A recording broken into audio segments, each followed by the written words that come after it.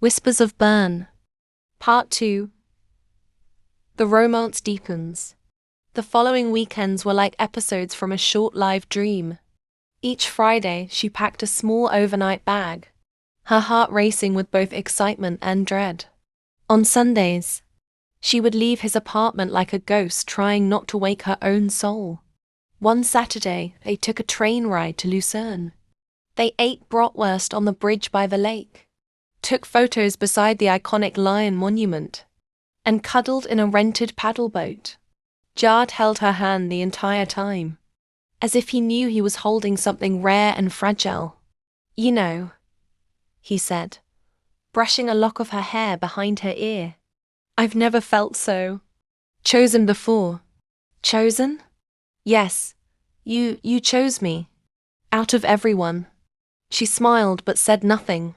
She wanted to tell him he had been the first man who made her feel soft without guilt, sensual without shame, and strong without armor. But she was scared, because feelings this deep came with consequences. At night, after they made love, he would fall asleep quickly, warm, solid, loyal. She, on the other hand, would lie awake and trace her finger across the contours of his back, wondering how something so right could be so temporary. During her 8th month in Switzerland, she received a reminder from the embassy. She must return to Kazakhstan. At the end of her academic year, her 5-year commitment was written into the scholarship agreement she had signed 3 years ago. There was no loophole, no exception. She sat across from Jad on the balcony of his apartment, a cup of mint tea going cold between them. "I can't stay," she said quietly. He didn't blink. "Then I'll find a way to make you stay." She explained the terms again. If she paid back the full amount of her scholarship, over 100,000 Swiss francs, she would be free. But she didn't have the money, nor did she want to bankrupt her family. Jad stood up, paced the balcony, then came back and knelt in front of her. "I'll sell my shop in Beirut, and my father's apartment. That should cover it." Her breath caught. "You can't be serious." "I am, Jard. That shop is your parents' only income. That apartment is their home." He looked at her with those unwavering, dark eyes. "They can move in with us here. I'll take care of them. And of you." Her heart broke at the edges. Slowly, silently. "You would sacrifice everything for me?" He nodded. And that was the moment she realized she had to say no. Because real love doesn't take that kind of risk, it protects from it. She kissed him that night like she was trying to memorize his taste. The last week arrived. Her classmates were organizing farewell dinners. Her school gave her a plaque. A professor cried. But she moved through it all with one thought. The goodbye was coming.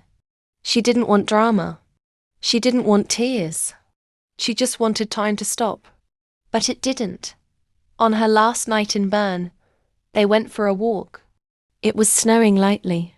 He held her hand tightly, like trying to keep her from dissolving. When they returned to the apartment, a small box waited for her on the bed. She opened it. It was a silver Swiss watch, understated, classic. Engraved inside the band were 2 words, "My time." He didn't say much after that. They just lay in bed, wrapped around each other, trying not to let morning come. At the Zurich airport, surrounded by classmates with suitcases and tearful selfies, Akbota felt like she was floating outside of her body.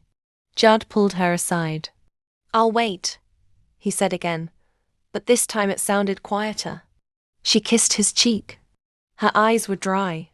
She didn't want him to see her shatter. As the plane ascended, the mountains disappeared beneath the clouds. And so did the world they had built. Back home in Almaty, everything looked the same.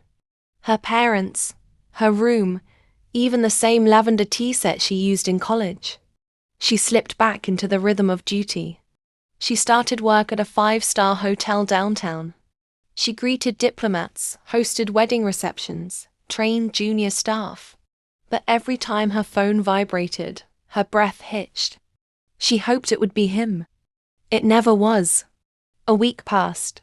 Then 2. Then 5. No WhatsApp messages. No emails. No calls. She started to question. Had she imagined the whole thing? Had she dreamed it all?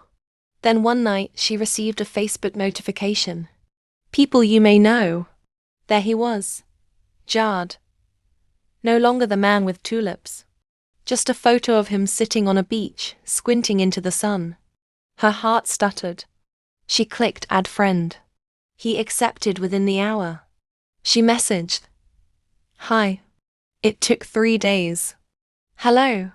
Then a gif of a dancing banana. She frowned. Was he being silly? She tried again. How are you? He responded a day later with another sticker. This time a half-naked cartoon. Girl blowing kisses. Her stomach dropped. This wasn't him. Or maybe this was him. She stared at the message. At the sticker. At the empty feeling spreading in her chest. Did he forget everything? Or was it never real for him to begin with? She didn't reply. Not ever again.